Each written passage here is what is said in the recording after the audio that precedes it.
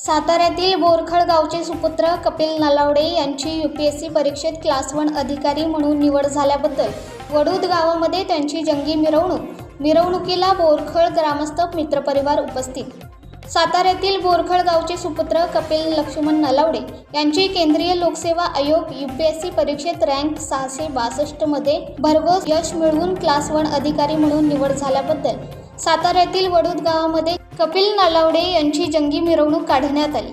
यावेळी बोरखळ आणि वडूद गावचे ग्रामस्थ या मिरवणुकीत सहभागी झाले होते।